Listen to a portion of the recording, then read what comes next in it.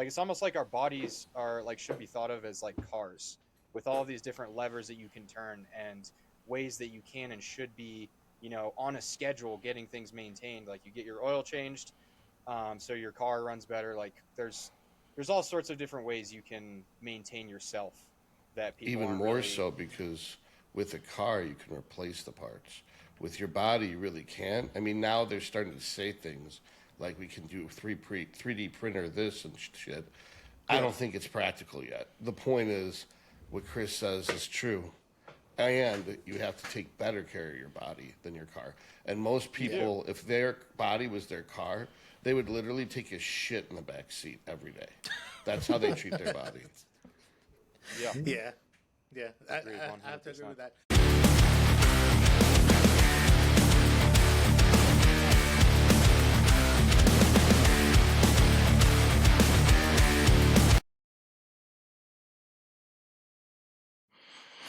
Hey, good evening, everyone. This is Gonzo Herrero, your Rice 41 host, joined with my four newfound brothers, brothers in whatever nerdery this is. Mr. Chris Primo, nice to have you again, sir. Thank you for joining. Molecular himself in here to give us his expertise. Todd, likewise. Dr. Todd Lee, ready to give us some more thoughts and expertise as the IFBB Pro biochemist, reverend, all the things. God damn, Todd, you have too many hats. And of course, last but certainly not least, Josh, our resident opinionated master of all things social media, I guess it seems, and definitely wrapping up an amazing transformation. By the way, Josh, your transformation has been astounding. So, all right, well, gentlemen, open floor. What's on your minds? You guys got anything? 12 weeks out. 12 weeks out. Okay. Well, 15 for me. So we just started right now. Started the contest prep. Yeah, I coach myself. Nice. Yeah, Josh is self-taught, self-coached. I found a trend human study today. Did you? But really? Okay, tell us about it. It's all in German, so I have to rely on AI to translate it. There's only 3 participants, and it was nitrogen retention specifically. They calculated it was like I think 2 or 3 weeks long. It was pretty lame, but that's what we got for now. So that's cool. Literally the only documented trend human study. So it was good for nitrogen retention, I would guess. Better than the other, better than Anavar and Nandrolone. And the other human study is actually a metabolism study where they put tren in a burger and had a few people eat it. So I have that one too. Isn't there a French one too? Like when they wanted to make it a drug in France, or when it was, or no? This is an English. I think it's an English or German study that I have. I don't have a French study, but supposedly there's Parabolin study somewhere, but I don't think they. The French government said they were going to send them to me, but they said it's going to take a long time because they have to redact basically everything. So I don't think I'm going to get much from. Yeah. That sucks. Yeah, and the French government. I ran across some video of a CIA agent talking about like different countries where he worked at, and one of the things that you reminded me of it that he said is that the French government and intelligence services are terrible and they hate us apparently. I pretended to be a Frenchman. That you're not getting traction. We use Claude to translate it, and we have a French citizen over there that we put like all those details under it. So awesome. We're pretending to be French. So that's amazing. Speaking of spy skills and skullduggery, that's what this sounds like. Like this investigation is almost like working for an trolling the intelligence service. French government.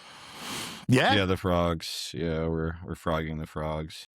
Yeah, but I will say this, that Paris is pretty awesome, man. I've been there a couple of times, and it's one of my favorite cities. As far as for food and for just culture or whatever, it's pretty amazing. The food's good, but when I went to Paris, it was like kind of a trash heap, man. It was. What year did you go? No, maybe 2022, 23, something like that. Shit. Okay, so recently, I haven't been there in like 15 years. So it's full of like scammers and trash basically now. So that's unfortunate. Yeah. That's unfortunate because back when I lived in the late 90s for a little while in Germany, I would visit frequently. And then in the 2000s, I visited a couple of times and it was great. Yeah, So yeah. things have changed. Things So have there's like changed. Todd, Eternia after the Skeletors took over. I Yeah, don't that's know. right. Todd, you're unusually quiet, my friend. He's trying to fix his mic. It's Yeah. because of the. I think Sean's mic's really hot because every time he talks, mine fires. So I put mine on mute. I got you. Okay. Let me turn mine down here. Yeah. I don't know that I can adjust it anymore. They just changed the interface, so it's not quite as easy. Yeah, it's Is that better, guys? Is that a little better? Yeah, it's more even with Gonzo. Yeah. Okay, Yeah. cool. Is that good? All right, guys. So on to other things. So contest prep, of course, changes in compounds. Drop the MPP, Todd. You'll be happy. The MPP's gone. When you say things like that, it makes me think you just don't understand what the problem is. No, I do understand about the short esters. Can you and explain so to me what the problem is with MPP versus Nandrolone, real Nandrolone Deca? Oh, nothing other than the ester. That's it. I That just wanted is to the be able to difference. pull it if I get in trouble. That's all. But you understand why it's so bad Call to me. use MPP. I'm going to defer the question and go to Josh. All right. So you don't understand at all. You can't accumulate You're just enough. picking on me for not liking it, but you don't understand what I'm trying to say. Is I'm that it not picking on doesn't you. build up in your system. It's fucking pointless. It literally doesn't do anything. That if you were to use even a fraction of that with real Deca, it would build up to the thousands. But you're using this tiny amount that goes up the same every day. It's like playing the first level of a video game every day. You will never get to the second level ever, no matter how many years you play it. It's never going to do anything. Okay, that may be so, but I will say this. It does help me with the joint lubrication piece, even at this low level. And that's really the only reason it's even in the stack. So it's for water retention. Yeah. So you can't do the overnight GH thing that most people can do. So you have to do like a morning thing, and it's. So I can't do overnight GH. I'm one of those strange people that if I take GH at night, I cannot sleep for whatever. I never figured it out. Like if I take it at night, it just ruins my sleep, which is bizarre and sad. What does that have to do with? Well, MPP? I mean, I guess MPP kind of makes sense if you're running it, before contest prep and you need to take it out quickly. But yeah, I mean, other than that, I mostly agree with Todd that it's pharmacokinetics kind of suck. Yeah. Okay. Well, you guys are the experts, and you've convinced me, so no problem there. Yeah, once you get out of contest, go out. If you need the joint support, if you can't go up on your GH, then go to Nandrolone Deca. Yeah, I mean, my GH is a steady 4 to 5, depending on the time of year and so on. Whatever. That's it. That's it. That's all I take. It's almost like a slightly above replacement dose. Nothing fancy. I don't see. I hold water very easily. So whenever I try to go up, I get the whole like temporary holding of water. Blood pressure shoots up a little bit until I guess your body gets used to it, right? And then maybe a week or two later, then it kind of levels off. But that's why I've always stayed with this relatively low amount of GH, which seems to work and do the job I need it to do. So. Well, you could always take more and run a little Masteron or some chlorothalidone alongside it. So Masteron has come back on deck, by the way. Like that's once I pull the NPP, I put in the Masteron now. So please God, tell me you didn't put in Masteron the propionate shit. Did you put in the anaphate at least? Oh yeah, it's Masteron. Okay, absolutely. It's currently you're the only person I know that uses short esters. Yeah. So Mass D, Primo, and testosterone as the main driver of everything, of course. And that seems to be working. So let's see what happens. Let's see how it goes. Yeah, you're looking leaner, dude. That's for sure. The crazy part is this is the biggest I've been since last year. Like this is 207, I think it was this morning. So no, sorry, 205. Since last contest prep, you mean, or last year? Since last contest prep, which is the only contest prep I've ever done, by the way. Right. Just done it the one time. How much are you up? How many pounds? I don't. So I'm like I said, I'm 205 this morning. I know. I mean, how do we measure that? Right? Tell me how you. You were 160 on stage last year, right? Correct. That's right. 160. Yeah. Yeah. Jeez. How Once tall are there's- you, Gonzo? 5'8". 5'7". I'm 5'8". Wow. So you're So- you said you're over 200 at 5'8" right now. Yeah. This is Wow, like man. 205 this morning. So Wow. That's Good really work, good. dude. That's awesome. So, Yeah, Gonzo has a was buddy this on- natural before the last prep? not that I'm aware of. Paul is of the mind that I had You probably genetics. I got just never that's used. just a ridiculous amount of weight gain like that. Yeah. Like You working out If- for are like you- 5 or 6 years though, right? Before and then I have been you working switched out, over. yes, just So not you're as basically, go ahead. not I was gonna enhanced. say he's going like sarcoplasmic growth at this point, I would think, based on his training change and better Yeah. gear and better Wow. coaching, better eating. Yeah, that's incredible, man. That's yeah, guys and think relatively 40 new to pounds. the game. I mean, Todd knows and Josh knows. Like when I went enhanced, I started TRT about a year and a half ago, maybe 2. So it was coming up on 2. It'll be 2 years in November of Wow. TRT. So and my 55, and my right? levels were terrible before that, guys. Like they were terrible. Like I felt bad. The free test was like I don't even remember, but the total T numbers kind of meaningless. But it was like 350 is the most I Yeah. got, and that's Yeah. after doing red light, diet, exercise, all the things. I did Yeah. everything. You know, Gonzo's what you'd call someone who needs CRT at a certain because he's made that age. Yeah. A lot of people just want it. Like me, I just want it. A lot of people need it at like 40, 35, you know. yeah. Well, I It's mean, pretty- you keep hearing stories of like the younger and younger people needing hormone therapy, which is crazy. I don't know why that is. If you guys have any theories, I assume environment is part of it. Gotta be. I think it's just because people don't exercise and are just fat. So lifestyle, just Yeah. lifestyle. I think, Yeah. well, I mean, there's the endocrine disruptors and all that yada yada, but how much of a difference does that really make? I mean, I don't know. I'd be inclined to believe that it's a small percent, and most of it is just the fact that everybody's, Sedentary. chronically out of shape. Yeah. So, I mean, And people want to blame the other stuff, right? Because it feels better, but Sure, I think- it feels better than saying like I didn't want to move, I didn't want to Yeah. exercise. yeah. and it's also like you don't have to necessarily be in a catastrophic position to be able to benefit from it. Like, technically, I think, at some point between age like 17 and 25, you will have surpassed your highest hormonal peak for the rest of your life, and you will never get back there until you actually replace it. So it's almost like any amount of decline sort of warrants Exactly. replacement. So it's not even necessarily, and I think also more people are starting to realize that like even if you're, you have like 600, 700, like you could still be better off if you had the same hormones as you had when you were 17. Yep.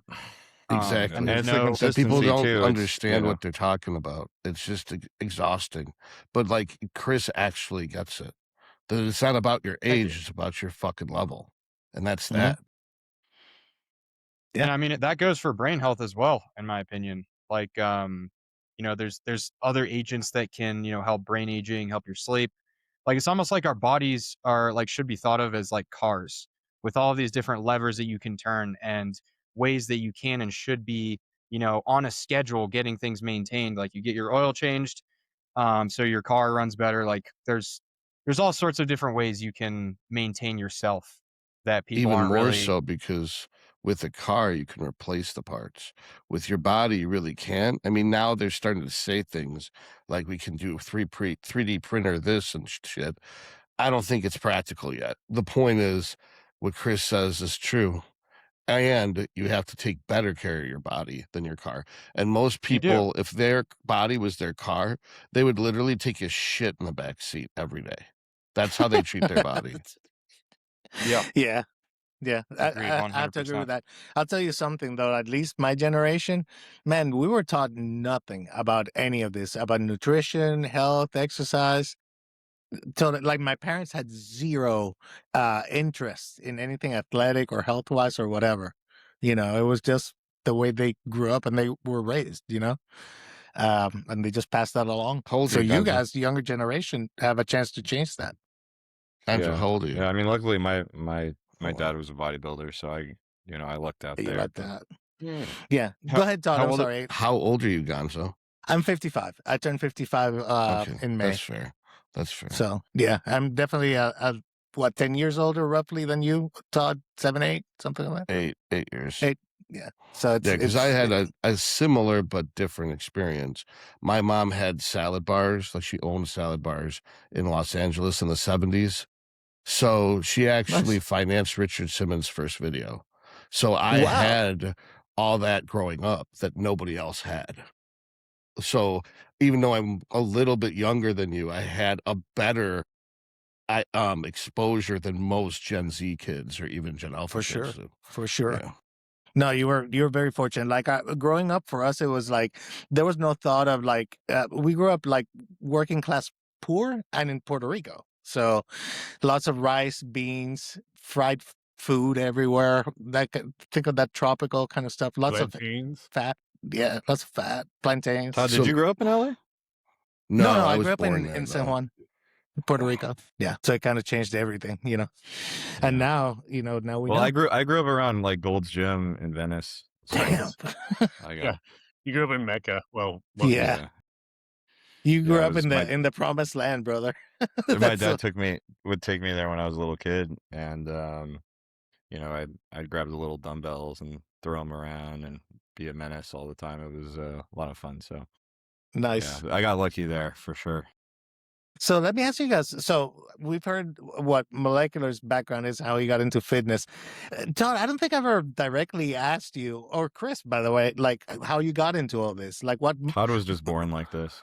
Probably. So he came out of the womb. Fucking Wolverine, like a real life Wolverine. Jeez. I guess you could say it started when I was 8. My friend Ryan and Tom, like the two people, obviously, they're brothers, their uncle looked different. He looked like He-Man. I'm like, what the fuck is that? They're like, that's our Uncle Kenny. He's Mr. Michigan, which it wasn't true. He got third in middleweight. I found that out like 30 years later. But at the time, I thought he was Mr. Michigan. And so I thought that like how He-Man is master of the universe, Mr. Michigan is master of Michigan. I didn't know what a governor was. So I was like, so I stopped playing with other kids. I started doing pull-ups and push-ups and sit-ups during recess. I switched from whole milk to skim milk and made sure every meal had protein in it. And I wasn't allowed to lift weights yet, but I would just do push-ups and sit-ups and shit like that. Wait, how old were you at this time, Tom? I was like 8. Wow. So that ingrained like a. I mean, that's the age you're supposed to go to jail, Todd. Well, I didn't have to go to jail. It just happened. But nonetheless, so I went through everything. Like by 12, I was only eating things that had 5 grams of fat in the whole meal or less. And I had a personal trainer at 12. I also smoked and drank at 12, though. And I had a college reading level. So I was just like an adult by the time I was 12. And so the rest of the story gets weirder from there, but that's basically how it started. Okay. What so you had like a subconscious association between like being jacked and having power instilled in you at like age 8, it sounds like. Pretty much. Well, no, it was earlier than that because it was He-Man. Like He-Man was master of the universe, and he had Tila and She-Ra, and nobody else had shit. And that's all there was. I think that's to how it. we should like. That's how we should organize society. Like whoever is the most jacked gets to like run things, and everything just trickles down from there. You know. I mean, Andrew Jack is very smart, but I don't think I want him running anything. No, well, he'd have to. He'd have in the liftocracy. He'd have to. I mean, technically, he's an electrical engineer. Then that's Mitchell Hooper. He's an electrical engineer, so he would actually be able to organize systems and flow charts and actually understand cause and effect better than most of the people who run the country. Yeah. No, the guy's super smart, super duper smart, for sure. I mean, he's just quiet. He doesn't have the personality to lead, but he's got everything else. Have you spoken to, or we're talking about androgenic, right? Yeah. Have you spoken to him, Todd? Not in person, no. Okay. Am I wrong? Is he really outgoing and boisterous? No, he's a very. I like him. Yeah, he's an interesting character. He's kind of going through like a whole like philosophy arc right now, where he's talking about like kind of like turning Looksmaxxing on his head. He's like, well, you should just like one really interesting thing he said was like Looksmaxxers are aware that or the like part of their philosophy is that the better you look, the better you're treated. So then he's like, well, if you're aware of that, then why don't you actually correct for that and choose to be nice to everyone? Like, it's kind of like, Yeah. like, it's almost like worse if you're aware of it and then you still And you choose like not to engage act in on it. it. Yeah. And I don't know, like he's just coming out with some really interesting stuff these days, I I'm think. not So, suggesting he's not smart or he's not charming in person. What I mean is the ability to speak into a microphone and fire up an audience. Like, I don't see him doing yeah. that. That's all. So whereas like The Rock can host, Will Smith can host, Obama It's- can host. I don't it's that see Andrew charisma. Jack hosting the Olympia. And if Yeah. you can't Yeah. host the Olympia, you can't host the United States of America. And I mean, those skills are kind of what drive political power in the first place, like your ability to woo Yeah, to people in inspire. a way. Yeah. Yeah. Well, I've got a lot of Looksmaxxers in my Discord. It's always Really? it's always fun watching the bodybuilders fight with the Looksmaxxers. what's there to So- fight so, about? hel- We're just hel- Looksmaxxing from the They're neck very down, adjacent. and Yeah. their neck Looksmaxxing They from the listen- neck I was up. there, right? I would assume both groups would benefit from both. They're not divergent skill sets like powerlifting and bodybuilding. No, I agree. I mean, agree. I think I like them. There seems to be sort of an inherent beef. Well, I guess that not so much the Looksmaxxers with the bodybuilders, but the bodybuilders with the Looksmaxxers. Chris, you've seen this, yeah? So help my aging Gen X ass understand Looksmaxxing, please. Like, let's define that for. So is it just the idea of doing whatever is necessary biohacking wise to look better? Is that Yeah, all it yeah. I is? mean, they're not trying to bodybuild, so they're not trying to get like large. Uh-huh. What they're trying to do is stay like lean and attractive for women. Let's say the ideal gay male physique. It's not even really for women. Like the big names in See? it are like clavicular like this makes it seem like kind of silly to me. He's like, I don't even care about women. I just want to mog. Like, I just want to walk around and be better than people. It's like, that's kind of like some clown It's the talk. pride there, sin. to be It's not the completely honest. lust sin. That's the problem. It would make sense if it was the lust sin, but it's of the pride sin. It just looks really It would fucking make sense. tacky. he said. I Yeah. agree. Like, I could see hitting yourself in the face to get pussy.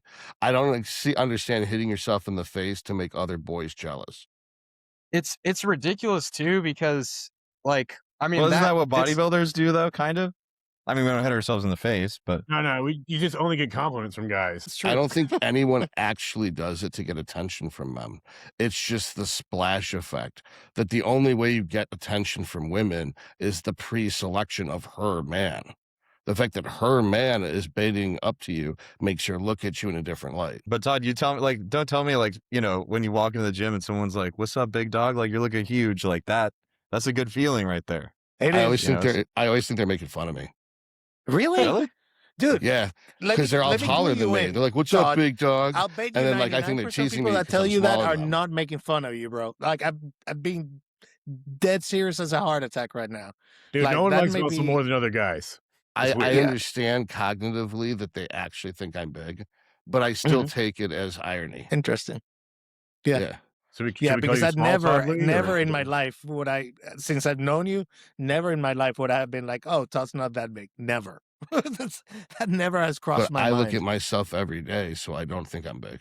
Right. Yeah. Yeah.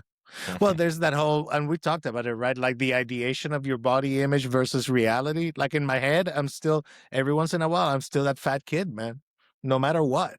Even though in the office now, I'm at a new office and I'm known as the fit older guy. That's my thing, you know? And I just try not to think about it. I know. Like they done, It's- Todd, you should go to the gym, and what else do you do publicly? Anything? Nothing. Yeah, I don't think so.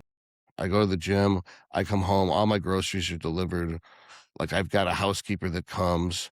Like, maybe once every 2 Mhm. months, I have a handyman that comes and does a bunch of shit. I don't do anything. I I just basically watch do what Todd Netflix. does, except play with kids. Yeah, which is probably way healthier than nothing. Oh, it's way healthier. It's so amazing. Yeah, it sounds like my life too, honestly. That's Really? pretty much all it is. Well, Yeah. I think it's a normal guy shit. We just go do what we have to do, and then we go the fuck home. Yeah. And if we can pay someone else to Well, do it, no, all people, work for us. there's people in this world that are outgoing and like social, and they want to like be around other people. I'd but I love don't. to, but no one wants to be around. Okay, so I got a theory about the extroverts. All right, so They're freaks, is what they are.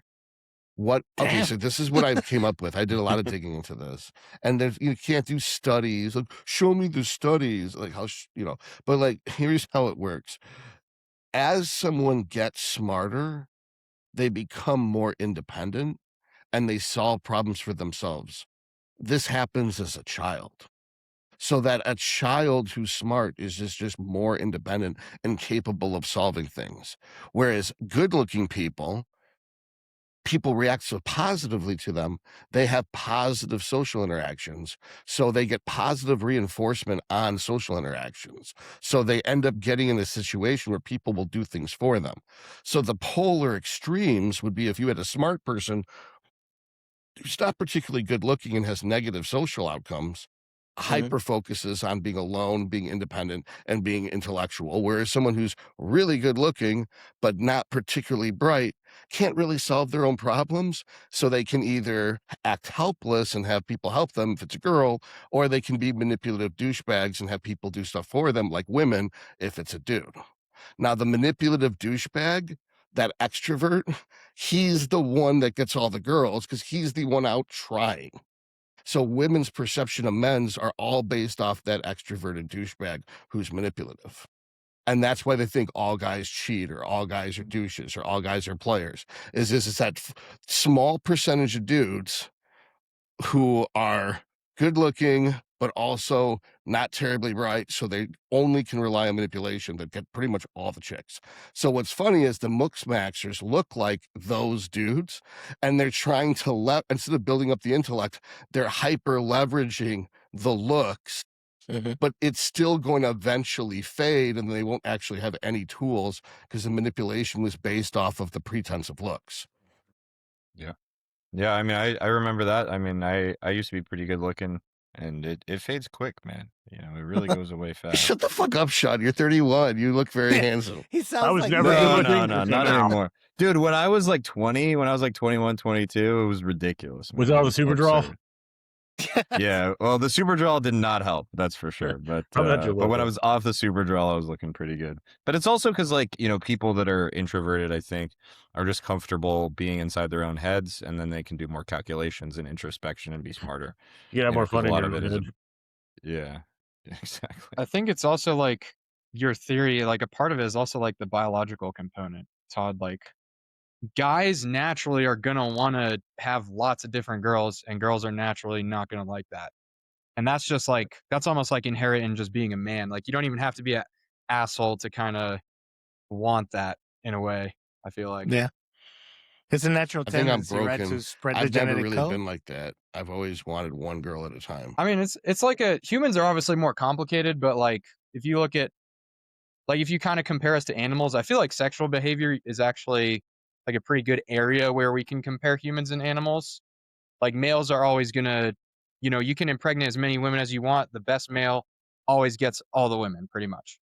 And that's kind of, you know, that parallels to humans, not exactly, and like there is preference, but it's closer to that than everyone just wants one person, if you know what I mean. Right, but if you're going to say, okay, but the metaphor would have to be taken that far that, like, when the new male takes over, he kills all the babies because now he only wants his DNA passed down to the next generation.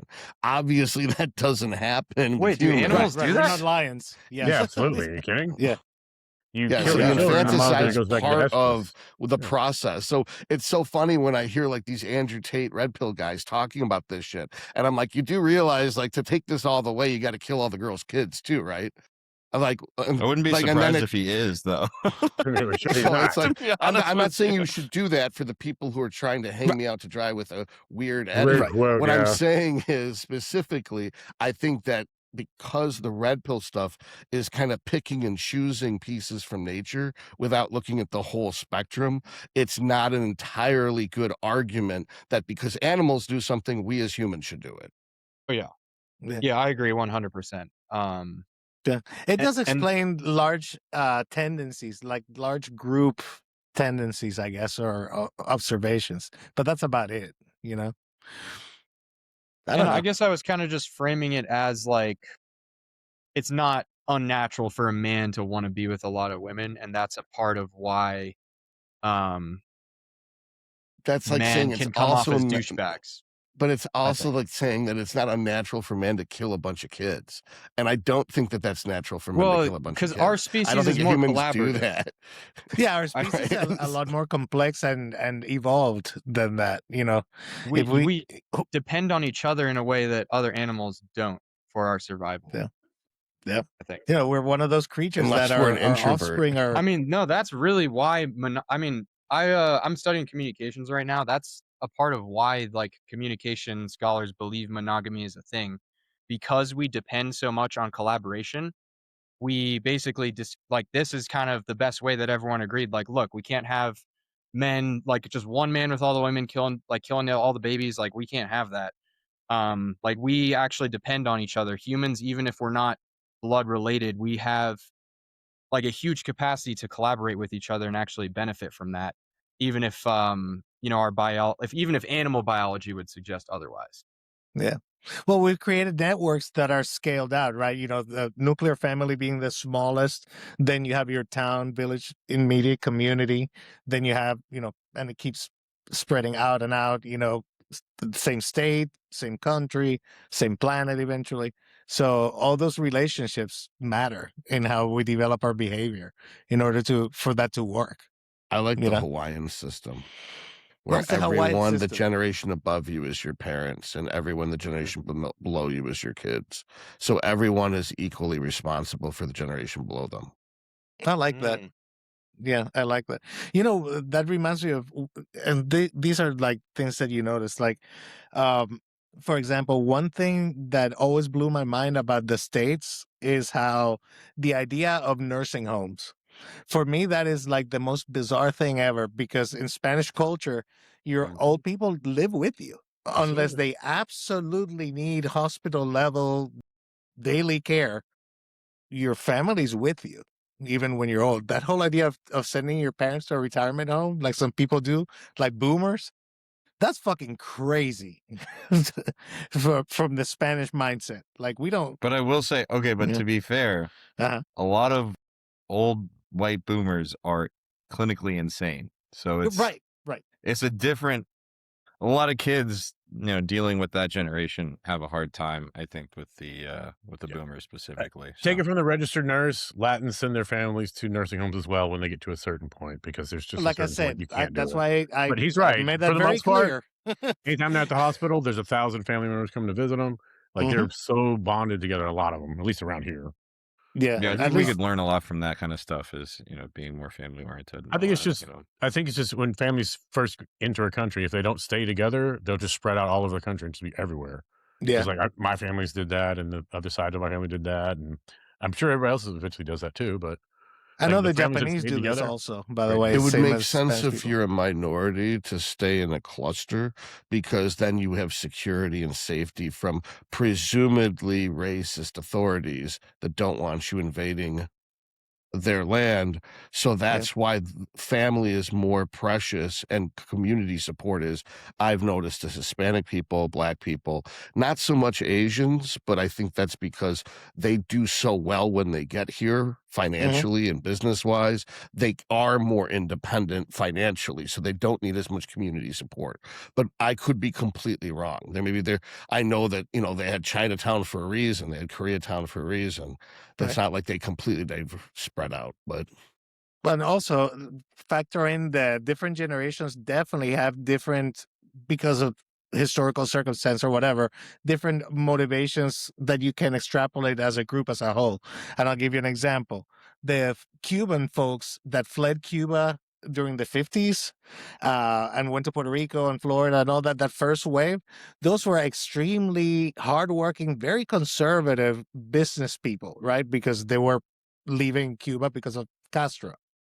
The next wave in the 80s, which was the Marielitos wave, was the people were like the those are the prisoners, that right? Castro The criminals, honestly yeah. wanted to get rid of. So they did not come with the same more conservative, hardworking ethic that that first generation did. They're both from Cuba, just different times, places, and completely different set of values and parameters. Mhm. So who Well, a knows? lot of people thrown out of Cuba were the wealthy people, the people that had money that's and what I mean. had That was the intelligence first and wave. had basically Correct. made Havana. Yeah, the first wave were all the It was all sons of the, senators and so yeah. on. Yep. That was the first wave. And then the Marielitos later were the refugees, the people who grew up poor, they didn't have the same background. Yeah. That's pretty cool. I didn't know that. That's Yeah. interesting. Scarface Absolutely. plot. Scarface movie was like, Yeah. Scarface, they did a pretty solid job of showing the Marielitos experience. Growing up in Puerto Rico, we had some of those refugee camps also. And every once in a while there'd be riots and stuff. It was no joke. That was a real thing that happened. So I want to see this trend thing you got, Josh. the case study. Sure. oh yeah. All right, so basically we're doing what's called a case study. I tell you the patient, and then I give you some information about the patient. You ask me some questions, tell me what kind of labs you want to run, and I'll tell you what the answers are. And if you need red flags, I'll just give you the red flags when you find them. Okay. Nice. All right, so this is what we got. We have a client. I'll give you his height, weight, 5'7", 200, heart rate 65, BP 120/70. Lost 12 pounds last month. Is having problems with daytime sleepiness, but seems to wake up just fine. It's just as the day goes on, he falls asleep randomly at work. He also has history of hypertension and one kidney. Would you like the medications? Yeah. Is he on growth hormone? He is during the on day? 10 units of growth hormone. Jardiance, 25 daily. Caffeine, 800 milligrams daily with his drinks. Gram of Jesus. Tren, 300 tests, and 50 mgs of retatrutide. And is he not sleeping well? He says he sleeps fine. He wakes up, but then when he gets to work, eventually he gets sleepy again, and he will fall asleep randomly. So When he's is he looking at taking getting his modafinil GH? because you think he might Yeah, have. that's what I was going to ask. Yeah. When is he taking his GH in the morning? 10 units Half at of night. 10 units at night. He's still sleepy in the morning. What's his carb intake? About 300 carbs. He's on a diet. I would move some of those carbs to when he would an hour before he would normally get sleepy. When's his Retta is, you said 15? Yeah, a week. Oh, geez. A week? 15 milligrams a week? Jesus. That's pretty high. Does he have I his think fasting? he's not sleeping because of the Retta. He's not sleeping because of the Retta. Heart rate 65. And the trend, probably. Well, but I would assume that is his sleep good? Does he have 8 hours? He says he gets 8 hours of sleep, but when he gets to after a couple hours at work, he gets sleepy. And he's worried about passing out randomly at work. How late does he consume caffeine in the day? 7 p.m. Yeah, I'm gonna go with the Retta is ruining his sleep quality. Okay. Because his heart rate probably can't get down at night, or his central nervous system can't relax a little bit. I don't think it's the Retta. I think it's the GH is driving up his IGF-1 so high that when his breakfast wears off, his IGF is blood glucose. Yeah. Oh, well, I still think his blood sugar's crashing when he's at work, and that's the reason why he's tired. Yeah, it could also be the trend. You said a gram of trend, so maybe he's going hypo during the day too. You guys want to run any blood tests on him? I would say like a C-peptide and fasting insulin. You You all could that throw stuff. a continuous glucose monitor on him. Sure. Yeah. Well, yeah. I mean, like I probably like Todd said, either hypo. I mean, the 15 milligrams of Retta plus a gram of Tren. Mhm. I mean, I'd be going hypo every 2 seconds. It's not that bad. So what? No, it's a lot of Retta, dude. Not that bad. Is that a gram of Tren daily, by the way? Well, okay, so do you guys want a CBC or CMP? You want me to just tell you the red flags? Because guess what? Todd got it. What was it? The red flag is blood glucose of 52. Oof. Oh, wow. Yeah. Oh, I didn't even hear the. What blood about glucose. does he have an A1C or a fructosine? A1C is 5.4. So he's just going hypo in the morning. Or So hypo, he probably runs out of energy throughout the day, I suppose. yeah during the day. Okay. Alright. Yeah, that makes sense. Yeah, 15 at Reddit seems like way too. Is this a real person? This is me. Oh, you're on 15 at Reddit? I like how he Jesus. just says that. This is me. How is your heart rate? Labs, like How is your that. heart rate 65 right now, bro? God damn. That would crank That most is people to high phenomenal. hell. It should, Yeah. but like I said, I do the 35 minutes of cardio. But like I said, I basically pick my labs and then some stuff from everybody else, and then, well, let's pretend this person wants to do some stuff. Would you take anything out off on him? Do you make any changes? Do you do your I Retta would like change once a his week Tren shot? acetate to an athlete. All right, like that. Mm-hmm. I cut it in half though. I would figure out why is your IGF-1 so low on 10 IUs of GH. It's On a the diet. trend. Calories are low. Diet. And the Yeah. trend. Oh, yeah, good 12 point. pounds lost this month. Yeah. Yeah, so I would personally like reduce the Retta dose and use the cagrilintide for the appetite suppression heavy lifting. I don't think running that much glucagon agonism makes it so you can relax, at night especially. I think that can kind of ruin your sleep. Would be my concern. But other than that, But Are the you other on a thing beta is, blocker? If you titrate it up to 15 asymptomatic, I would just leave it the fuck alone. yeah, I titrated it up. That's Yeah, just I would change the least things possible. We want to eliminate one symptom. Let's change that one variable. Move the carbs closer to that.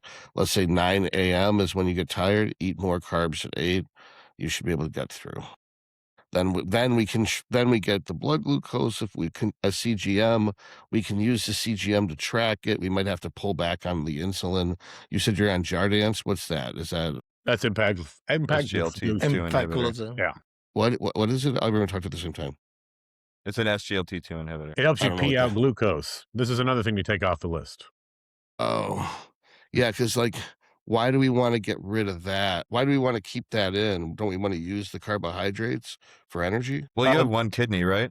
Yeah, the client has one kidney. Yeah, so if you have like reduced kidney function for whatever reason, I mean, that might be wise to be on.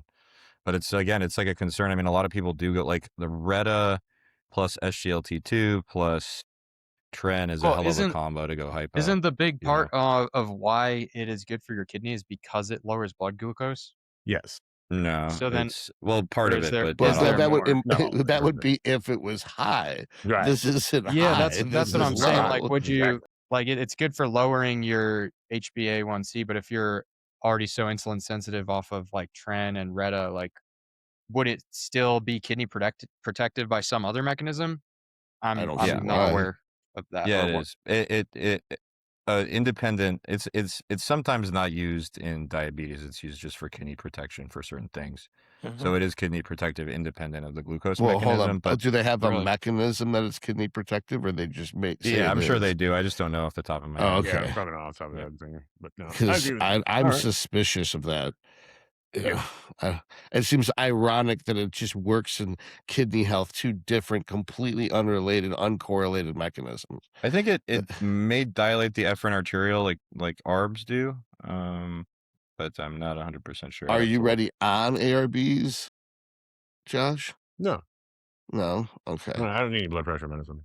But like I said, this client isn't actually. I'm not actually on impact glucose. Well, you don't need a blood glucose lowering medicine either, but you're Exactly. on it. So That's why I'm asking you about No. that. I'm not actually on that. My actual medications are like, yeah. okay. I put a bunch of stuff together that we talked about into Oh. like that, and I was like, well, since I have my labs, I'll just throw my labs on there if they're shitty. I misunderstood. Okay, Yeah, so you're good. the Yeah. patients For on this person, if they're on going this hypo and patient, yeah. that's Yeah. the most logical thing rather than moving carbs closer to that is take the thing that's making them piss out glucose first. Yeah. It makes you piss out about 80 grams of glucose. Shit. that Yeah, dose. that's enough. It depends. make So you tired. I saw something. It's much lower in non-diabetics. The amount of glucose it makes you pee out. It's I can believe closer that. to like 20 grams or something like that a day. But it still does lower HbA1c significantly by kind of lowering your baseline of where you're operating at glucose wise. I think all this is just silly. It does one thing: you pee out glucose, and as a consequence, it lowers HbA1c and it protects the kidneys in the tested populations, which are diabetics. But in a non-diabetic, this is not necessarily going to do a bunch of magical things. It's going to do one thing, and you're going to see the sequela of that one thing. I believe you.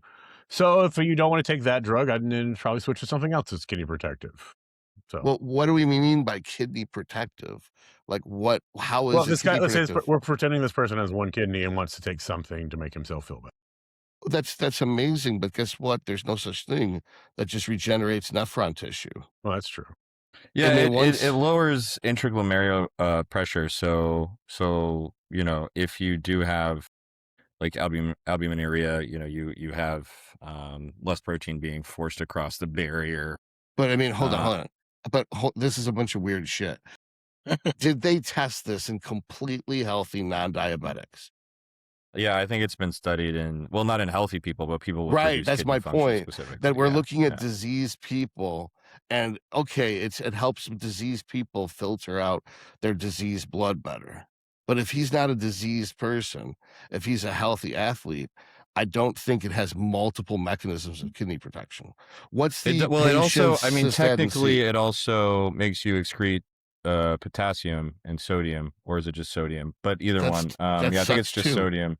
So if you had high blood pressure, that could help your kid. Like, I'm not Right, arguing but that it would be that wiser to use yeah. telmisartan because No, telmisartan is the 100%. steroid Yeah, protective totally drug. agree. If we wanted one drug that's going to protect your kidneys, lowering the blood pressure with telmisartan and the actual kidney direct benefits of it, and I think it also is a vasodilator for pump, and I think it also works on PPAR gamma or whatever in some weird. Yeah, just to be clear, I'm not a huge fan of SGLT2 inhibitors for kidney protection. I Oh, would rather okay. use other I things. I Yeah. thought you guys were defending that it did. No, other I things. don't I'm recommend not. it to anyone. We're just trying to discuss why people use it. I think there's better options. Well, especially for someone using PEDs. I don't think like SGLT2 inhibitors necessarily make a lot of sense. Like they can be an add-on, but again, they just have a lot of problems with with going hypo all the time, especially if you're lean. It can just I make it think really this is nasty. just really logical. In people that have no fucking self-control and they're using Ozempic to lose fat, they probably need to have something that pisses out sugar too. But in someone who's on a 1,000 tren and a bunch of tests, and they are eating a correct diet, they don't need a fucking diabetes medication. Yeah, I agree. I mean, I think, there's some evidence that they, reduce some inflammatory cytokines and But oxidative that's stress in and people that fibrotic have signaling. excessive, all of these are downstream effects of just having sugar in the blood. It's all how should I put this? Obesity is the root cause of all illnesses, all of them. And then upstream from that is then there's blood sugar that's elevated because the fat cells are too full. In those dying people, you give them this drug that has them pee out sugar, every fucking organ system is going to look better because they're getting poisoned slower by their obesity and their diet. But the kidney protection is in insulin sensitive people. It does show that, but I'm not saying that it's something that bodybuilders should be using. I'm not arguing against you. Insulin sensitive, but are they a complete shit show in every other way? Are they overweight, they're not only going to lifting, use smoking, drinking? Then I can't take any of that, what do you call it, troglodyte population and extrapolate it to a healthy human. Well, anybody that has like a substantially reduced EGFR is either going to be very old or have some weird underlying thing that caused that. So like, wait. I mean, so you're talking about people who already have damaged kidneys. It helps protect. Yeah. Well, they're not studying this stuff in people that have right, normal but this kidneys, person doesn't have a damaged how many times are kidney. you going to run a study on He's someone got one healthy healthy kidney. Yeah, So one healthy kidney would not be a good reason. One healthy kidney is run not the same thing as 250% damaged kidneys. And by the way, also, even with telmisartan, you have to be sort of careful because it reduces the perfusion. So if you have one kidney, it can kind of cause problems sometimes. So even if someone has one kidney, telmisartan is something you should probably check with your doctor before using, for sure. Why? Because it reduces the perfusion. It dilates, and then you have less perfusion because you only have one kidney. Perfusion so to what? Perfusion through the to what glomerular organ? barrier. Okay, so so the telmisartan reduces blood flow to the glomerular. That doesn't sound right. Well, I to mean, me. it doesn't necessarily reduce blood flow, but it dilates the intake, right? So you have less pressure. And if you only have one kidney, then you're dependent on perfusion to have a good amount of filtration, because you have less total surface area, right? So it can be a concern if you have one kidney, is what I'm saying. Interesting. Okay. I don't see the connection. There are because also if it's lowering blood pressure, it's going to improve the health of the kidney. The lowering blood pressure might decrease the amount of forced perfusion, but if it's not a scarred up glomerulus, there's no reason why you need extra pressure to get into the glomerulus. It's just because a you only have healthy one glomerulus. kidney. You only have one kidney, so you're not getting as much through it. So when you reduce the amount going through it, then it can be a problem because you have less filtration. Oh, I see. You're saying Right. your rate Yeah. of filtration per hour is half. Yeah, Okay, it's just you're filtering hydraulics, slower, so Yeah. you got to have lower amounts of sodium in the first place. Yeah. And that So something before I that put someone on causes telmisartan, aldosterone blocking effects like Thomasartan would then slow the amount of sodium and slow the amount of perfusion and filtration. Key component isn't the perfusion, it's the filtration, which is, of course, requires perfusion. Yeah. I guess in that case, it's really more of managing your sodium, but okay, so you're saying for the point of kidney protection with one kidney alone, that's when Thomasartan would be more dicey. Okay. Yeah. I see it. Yeah, just a little more dicey, but it's often used. It's usually only if you have like reduced filtration and one kidney.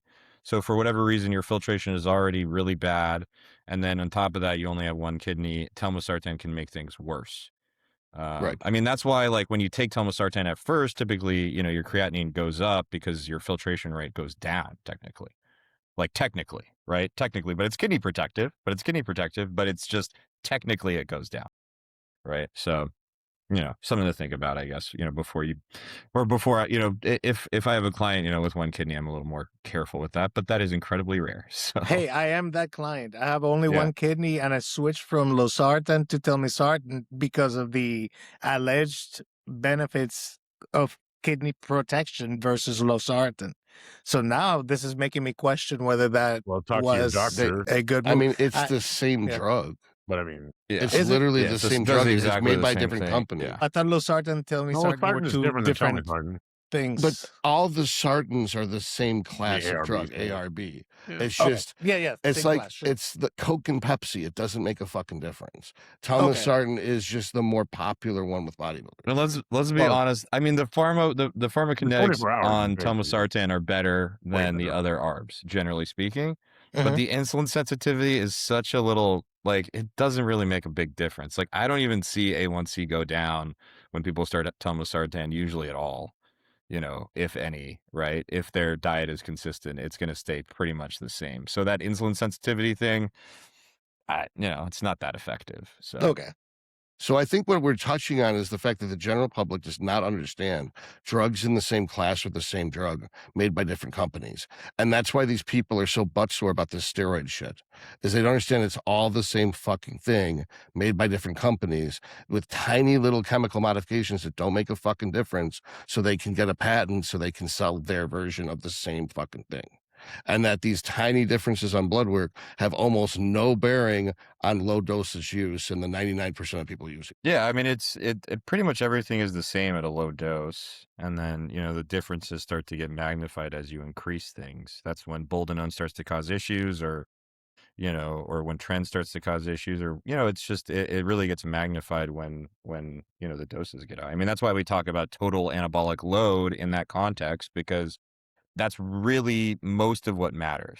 I think that's, but they don't accept 80 that. to 90%. Yeah. They think it's that the drug they're emotionally attached to is good, and the drug that they don't like is bad, and they don't know how to do math, and they can't add it up. Just like they can't add up fucking calories, they can't add up the total milligrams that they take, and just accept that that's what matters is a total. Yeah.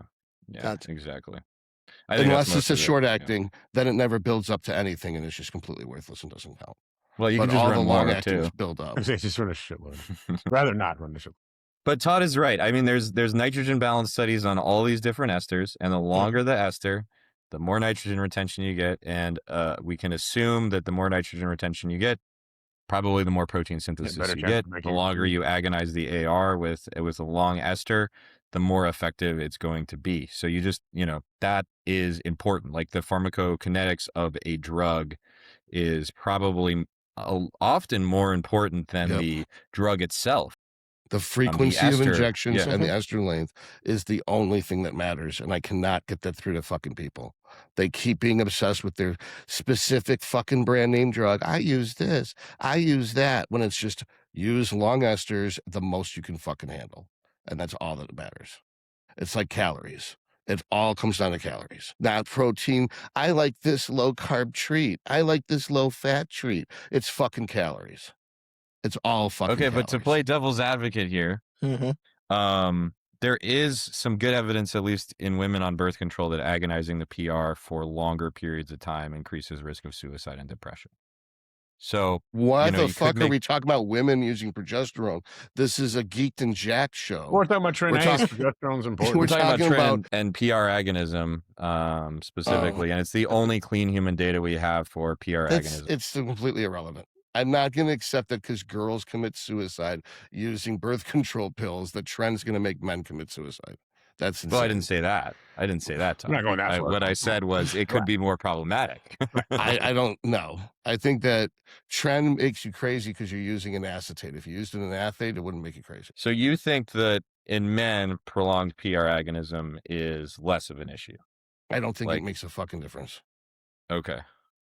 I just think that everyone's like the whole concept, like, oh, I was getting so angry on my 14 milligrams a day, so I reduced it to 11 milligrams. It's fucking insane. It's fucking insane. If I take an extra 100, anything, like I've had people say it just like that with that voice. I could add 100 milligrams a day of something. I wouldn't fucking notice. So I don't believe that people. Yeah, are but this aren't fucking you sensitive. pretty good at emotional blocking there, Todd? Whereas other people aren't. Yeah, but I don't think.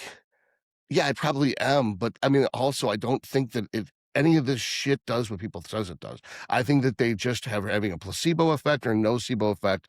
They're buying into the bullshit they see on the internet, then they imagine they're having these feelings, and it just doesn't do this shit. Yeah, I think a lot of it is placebo, for sure. I mean, if you tell someone they're taking tren and you give them testosterone, they'll probably feel like they're taking tren, at the end of the day. I can't sleep. I kicked my dog. I beat my girlfriend. It's all the tren's fault. It's like, no, you're on test, bitch. Yeah. Yeah, I mean, it's something to be said. Like, I think a lot of the time, especially with clients, if I mention the side effects of something, I notice that they have way more side effects, so I don't even talk about it. Like Liberace on a runway. They need all the attention. All the attention. No, you just, like, should I watch out for any side effects? Fuck no. Because if you look for side effects, you'll find this them. is completely safe. No, I'm not saying it's completely safe, but if you're I understand what you're saying. You're going to ask that now, you shouldn't do it at all. By the time you're doing it, you should be an expert. The studies on statins are really good because when they first came out, no one really got myalgia from them. That was like very rare.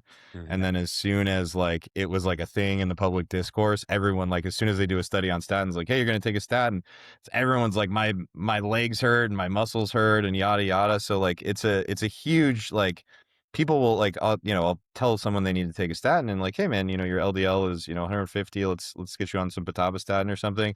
And it's like, well, doesn't that cause like muscle pain and stuff? It's like, no, it won't happen to you. You'll be fine. Just ignore it and it won't happen to you. Like 99% chance you'll be all right. So I think it's a huge part of coaching is just like, trying to it's like dealing with, I don't want to say dealing with children, but we're all children sort of, like, mentally. It's one of those things. So well, remember, we all bring different experiences that we've done, lived, whatever, into this, so that's gonna color your perception, your prior experience and so forth. So and it is something that anyone's entitled to this much drama. It's just medicine. I don't know about that. You take the medicine, your muscles grow. You eat food, you sleep, you take the medicine, your muscles grow. If you're on so much of it that you're having psychiatric side effects, you're on too fucking much. Yeah, period. Yeah. And the psychiatric side effects really only pop up with like tren and androlone. And I've only had psychiatric weirdness from Masteron and Primo. Really? From Primo crashed my estrogen to like 4. Oh, like it was very suicidal. Well, yeah, if you crash your estrogen, that's a different thing. But Masteron is so innocuous in terms of that. I don't even know. Masteron made me sexually aggressive. Really? Yeah. Which I've heard people have to be aggressive in the gym, but like for me, it was just like incredible. How much were you on? Were you on like 3 grams? I was trying to do it as a TRT set. Like I was trying to figure out if I could use Masteron or Primo as a TRT thing. Can't use either one of them without weird effects. Wait, instead of test? Yeah, no, with test. Yeah, I wasn't trying to take them solo. Fuck that shit. Yeah. No, I'm Masteron and Primo do both convert into 3-alpha-diol and androsterone analogs, which are DHT-derived neurosteroids, which are prosexual and can have GABAergic effects. So that is a potential mechanism. It is not proven that primose 1-methylandrosterone does this, but it is plausible and it would explain what people say. Todd, I see you smiling over there. Todd, roast him. Roast Because him. it's like, Go. no, it's mine and his theory. That's why it's funny that he's like, it hasn't been proven yet. It's like, yeah, because we came up with it. That's why I'm just smiling over here. Oh, yeah, I thought Todd was getting mad over there. Yeah, I thought he was was gonna blow up. One reason that would support biochemically, I believe, is that androsterone does not need to be a specific stereoisomer to have GABAergic activity. Both stereoisomers. Okay. Actually, the unnatural enantiomer has stronger GABAergic activity of androsterone somehow. Wait a minute. So wait. I'm so. Are you saying the beta version no. of the enzyme So the mirror makes image. the right? No, but not the isn't beta. Not the beta. It's Oh my god, I'm trying to. It's not the stereoisomer. chirality. It's The not R and the epiandrosterone. S enantiomers, but like what generates the difference? No, How so do we one of get them the doesn't other? exist in nature. Right. Oh, okay. So the one that doesn't exist in nature is going to be better as an anti-anxiety thing. Got it. Correct. I mean, they both do pharmacologically the same thing. And the theory that the researchers came up with is that your body doesn't recognize it, so it has a harder time clearing it. So that makes it stronger. You're talking about androsterone, right? Yeah, androsterone. Androsterone.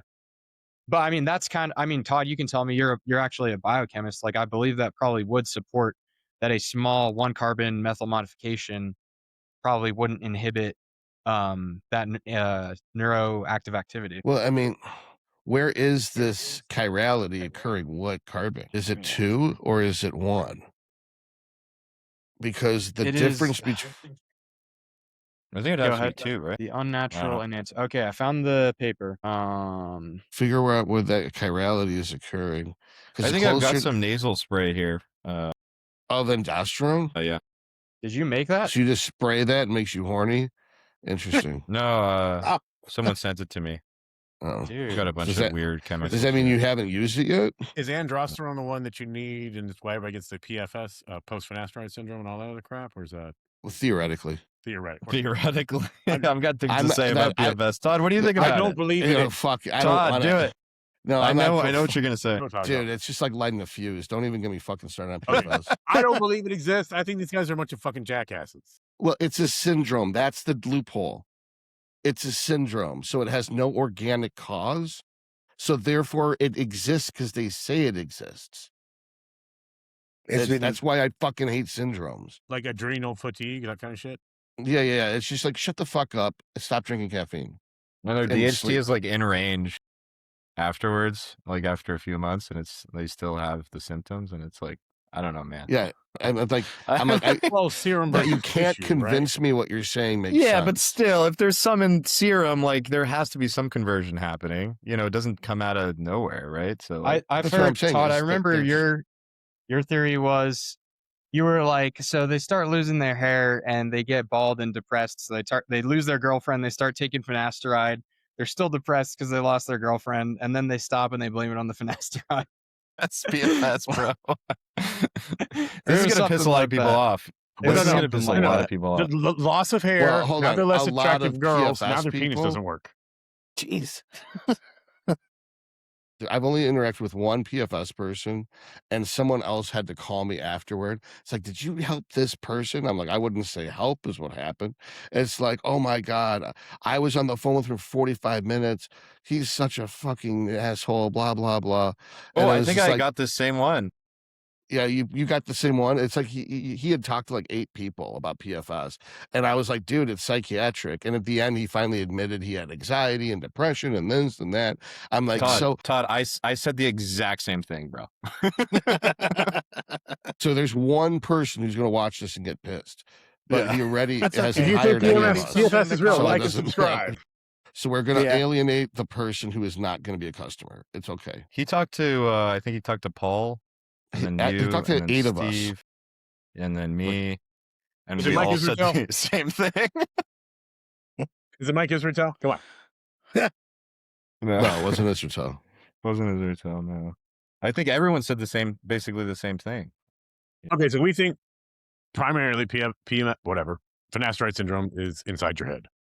It's a syndrome, and I think that the primary cause is psychiatric. It's a psychosomatic, or it's psychosomatic as a consequence of an anxious breakdown from the result of an organic consequence of using a medication. That I used this medicine, it did exactly what it was supposed to do. I had a nervous breakdown about it, and now I'm stuck in this dimensional plane in my own head where I'm still experiencing the symptoms of this drug that are long past.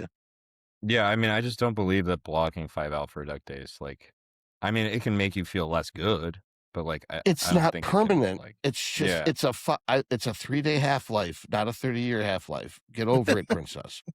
30-year half-life. Holy fuck. Yeah. They're like, it can Yeah, a get lot of people trapped will- in your spine. I'm like, it sounds like someone made that up. It's like, well, they said it's theoretical. I'm like, did they also try to sell you something? Why, yes, everyone tries to sell me things. It's like, because you're a sucker. They can see you coming. You're gullible and you're scared, which means you're going to be easy to rip off. So And they you have tell a you fat about some wallet. theory that supports their bullshit, and they sell you their bullshit. My Yeah. God, that's what happened. Now I have I rubbed this cream on my testicles, and now I'm spazzing out. It's like, oh my God, dude. What did I do? You know what, this fucking... Todd, you know that cream was, he was, this certain person who will not be named, but he was applying over 200 milligrams per day. Of DHT to his nuts? Yeah, which has like a 40x absorption. I didn't know that. I was just assumed it was, I was like, yeah, I'm done. Wait, was that It's guy like- that you sent me as well? Yeah, no, I asked you about it because I he was wanted rubbing some... it on his nuts. That's how he was doing it. Yeah. So the Supposed to studies, that- I looked it up for him. The studies are in the wrist, in the hand, and like on the forearm, right? For DHT replacement. Where the blood and they flow do, is. Yeah. They do like typically 20 to 70 milligrams replacement. You know this, right, Chris? It's I think it's somewhere around there. But Yeah, but in the human studies, yeah. he used the same cream, put it on his testicles, which has a 30 to 40x absorption at triple the dose, which Jeez. really means that you're probably getting like, I mean, just an absurd amount of DHT. I think that's what probably caused his issues, was just the super physiological amounts. I mean, it's like, that's a lot of AR binding. Stupidly super The best way to physiological. explain to people is like, if you stare at the sun, and then for like 5 minutes, and then you look around and there's a big black spot in the middle of your field of vision, you're not going blind, stupid. You just stared at the sun. So in this guy's case, is he was taking so much DHT that when it wore off, he now has the symptoms of the absence of DHT. And he can't tell the difference between... Oh, because the gradient's so much lower now. Right. He's coming off of a drug. And that's all he's experiencing, is he's crashing off a drug. Well, and he's too stupid to realize it. And the he's not amount that smart he enough to used- communicate with anyone what's happening. Like he used so much that even that much would, I think, be able to cause neuropsychiatric side effects in itself. Like that For sure, that but he much was already crazy. that much DHT would rival like a huge dose of like Tren or Halo as far as like the 1,400 brain milligrams per week. is- Mhm. That's like, and that's the same AR binding as Tren, basically. Right. And this is someone who's not used to the effects. It's not like he's already on 700 Tren a week and then he goes up to 1,400. This is someone who's Yeah. never used steroids in Mhm. his life. That 10 milligrams of testosterone would probably make him lose his shit. Yeah. He's a very, very, very, very, very fragile person. Yeah. And It So, does sound fragile like he people had some break. mental health problems though. So I got him to admit it. I got him to admit it, that he had he was so butt sore about the psychiatric comment, but at the end of the conversation, he finally admitted, yeah, actually, I have all the things you said. You're 100% right. I'm so glad we all said exactly the same thing. That just like reassures me that everyone's like on the same page and knows what they're doing. Because Okay, good. 'Cause I It's felt just- crazy because I feel like this is fake. Well, you know. No, I've never met anyone who knew what the hell they were talking about that believed in post-finasteride syndrome. In fact, that's almost like a good benchmark for someone's retarded. that's a really good barometer for Is for that if someone's they full of shit or don't not. understand the core concept that if you take a drug that blocks an enzyme and that drug's out of the body, the enzyme's fine and the enzyme will continue to do what it normally does. If Yeah. they think that And even in the drugs have case of like a permanent suicide effects, inhibitor, Yeah, you knock the enzyme out, your body will make more more. gets made. Yeah, it's Yeah. like So it's totally ridiculous. anybody who believes in that shit is just a complete fucking idiot. Yeah, yeah, totally. Yeah, it's crazy, man. It's so funny Who that will we all take your said money? the same. Yeah. Yeah, No, I So there you refunded go, them. kids. I Oh, you told him, refunded I'm them. like, Oh, look, that's I'm not nice. going to take your money. I don't think you should listen to anyone because no one can ever help you unless they're a psychiatrist. Yeah. That's Probably the the best only. advice You don't use that you could have hormones to given that control person. your mind. You use psychology to control your mind. You use hormones to control your body. yeah. I think he had the psychotic, like main psychotic break after he applied all that DHT cream to his testicles. So that would make sense, you But know. I mean, It's it like doesn't it's that matter much. because that was in the rearview mirror. I mean, that was a long time ago. It was weeks Yeah. ago. You know, he Yeah. stopped doing that. It's just a red herring. It's Yeah. almost like Josh's presentation.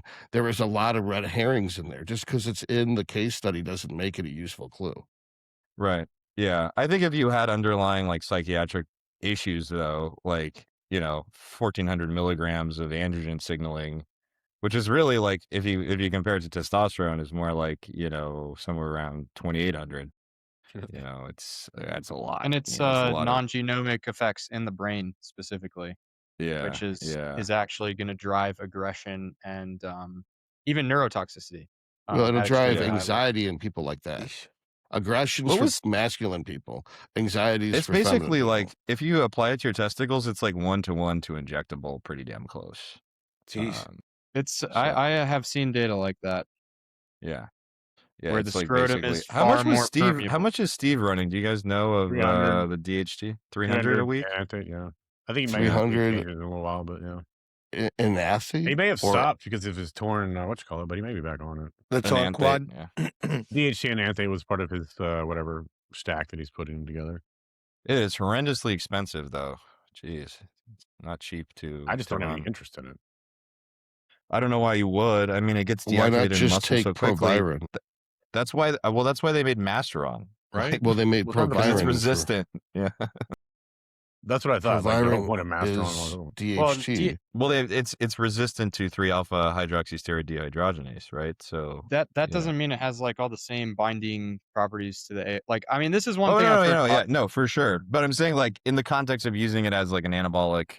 What are we agent, talking right? about? We're talking about Proviron. DHT. Proviron is DHT. DHT Oral is DHT. not anabolic at all. Yeah, Proviron is that's what I'm not saying. anabolic Yeah, at yeah. all. So there's no reason to inject DHT.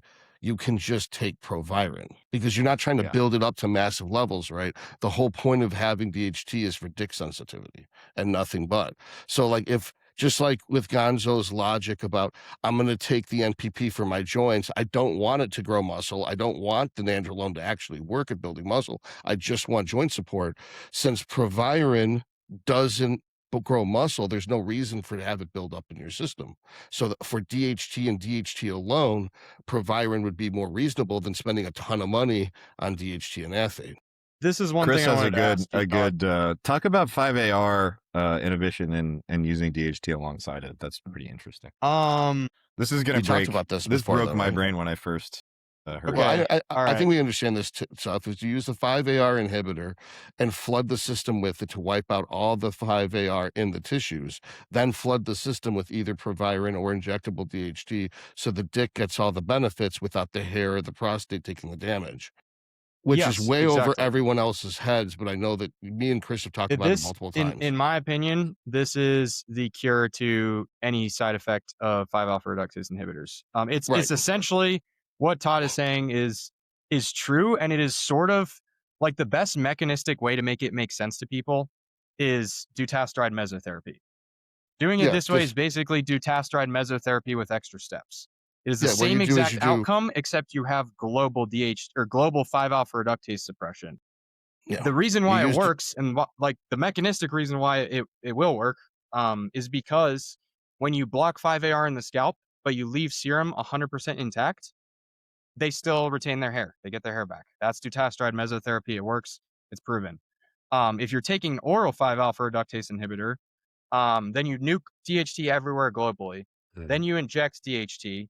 You are now replacing serum levels to normal DHT crosses the blood-brain barrier. You get the brain benefits of DHT. Your dick has high blood flow. You get the dick benefits of DHT. Vasodilation too. Yes, and there's a lot of, and I mean Todd's thing is, you know, non-genomic functions like testosterone can replace the genomic side of, or that's what testosterone I would is say for the genomic. Masteron would probably be the best for the non-genomic. Well, yeah, then we're talking at the most Proviron would basic be- level though, Right. like okay. endogenously. So if you're talking about testosterone testosterone, is genomic, that's muscle growth. DHT is non-genomic, that's your dick working, that's your brain. And it's very interesting too. They basically studied kind of a similar protocol in mice. They found that replacing testosterone was not able to restore normal hippocampal function. Replacing 3-alpha-diol, which is the primary DHT-derived neurosteroid, was able to partially replace it, but nothing except for DHT was able to restore normal hippocampal function. Compared to replacing, you know, like I said, 3-alpha-diol. But you'd think that, you know, you get some conversion there and that would replace it. Well, 3-alpha-diol does not strongly back convert to DHT. No, can't, because it's been 3-alpha reduced inside the cytosol. That's the reason why DHT doesn't do anything anabolically. Is once it gets chewed up by that first By 3-alpha enzyme, it can't bind. Yeah, it can't. 3-alpha HSD. Once it gets chewed up by 3-alpha HSD, it can't bind to the androgen receptor. Yeah. That's Yeah. why And I will all say- I'm saying, I'm not disputing what Chris is saying. I'm just saying, why inject it if it's expensive when Proviron works just as No, good? and this is I wanted to ask you this, Todd. So That's a good Proviron has point. such a high affinity for SHBG that you would have to use more so that you get some that's not bound But to SHBG. I would have wiped out the SHBG with the testosterone already anyway by doing daily injections. Is it completely What's wiped your out? SHB with daily injection? Like 2 or 3. Okay, I'm at 21. Okay, that's really high but nonetheless, you just use more Proviron. I Yeah, mean, it's also harder to, like, yes, I agree that that's probably plausible, but if you're doing something like I personally am on 5 milligrams of DHT a day, that got my DHT to 63, which is right square at the top of the reference I see range. what you're saying. If the lowest dose it's of Proviron is precise, 25, then what do? Well, I, of course, would have liquid Proviron, so there is no minimum dose for me. Y- But yes, if the- somebody was stuck with pills, then yeah, I guess in that case, injectable DHT would be better. But if you can find a chemist smart enough to make injectable DHT, you should be smart enough to make fucking liquid Proviron. That's just the 5 Crush up the scenario, pills right? and mix it with some Bacardi 151 and shake it up. Some Bacardi.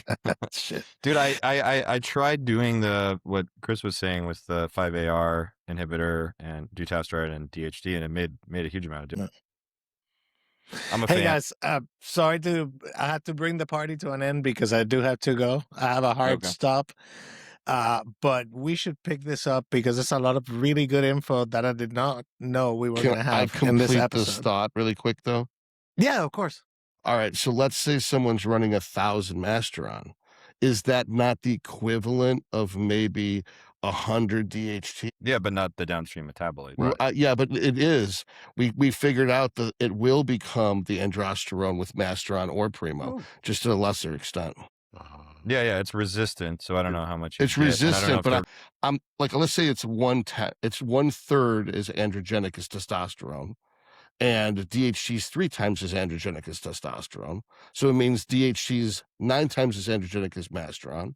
So the androgenicity of Masteron times 11% would be the equivalent in DHT. So it'd be 1,000 Masteron would be like 110 DHT. yeah.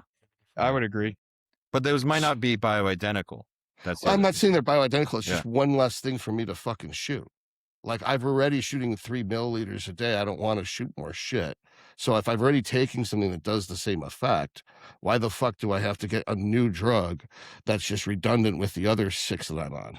You know, at Well, that, because you never know. I mean, that we'd have to actually run it through like a program to see, or look at the data to see, if what it makes could potentially, fulfill the same roles as, DHT's metabolite. what I've noticed was that with one dutasteride every 10 days, I knocked my DHT down to like 44. I stopped taking it. I got more sensitive. I took 1 pill. It's not as sensitive. I thought that was interesting. I don't want to take a drug just to make my dick sensitive, like Proviron. But I'm already on 1,000. I could just add 100 more mast and get the same effect as 25 proviron theoretically. But the 100 mass is going to be anabolic where the 25 proviron isn't. It's like comparing an HRT goal to a bodybuilding goal. Like Yeah, the I'm only bodybuilder interested doesn't in need to worry bodybuilding. about replacing the non-genomic androgenic signaling because they're using so much androgens that it's already there. It's kind Yeah, of I've the point. got 2 grams right now. So like, and then if I'm adding more shit, it's like, okay, what can I survive? Like, Yeah, I that's mean, I the, think from the non-genomic perspective, it totally makes sense. But I just don't know about the metabolite stuff. It might be a little squirrely. I don't know. It's hard I to just say. thought it was weird that, with considering how much total load I'm on, knocking my DHT from a 70 down to a 44 did have an effect on sensitivity. It was that much more pronounced. And rather than using actual injectable DHT or proviron, it would be nice to use an actual anabolic steroid that was androgenic that can take the place, so I don't have to just waste money on sex when I could be something rolled into something already anabolic. I will say I did this DHT while I was coming off Tren, and obviously, king of non-genomic signaling. Okay, is so you were Tren. in the shadow of Tren, and it helped you get through the shadow of Tren. It was like a ray of moonlight hitting you when you're in the shadow ray of of Tren. non-genomic signaling. All right, guys. Well, thanks again for everything. Super informative as always. We'll do this again next week. And 2 weeks from now, we'll have Big Paul with us to share some more anecdotes and shoot some shit. It'll be fun. All right, guys. Again, thank you all so much for participating. To everyone who's watching this craziness, click, like, subscribe, do the things. Leave us comments. Tell us what you want us to talk about. We'll talk about it in the way we do, which is straight up. So, again, thank you, everyone. Have a great evening. Okay, guys.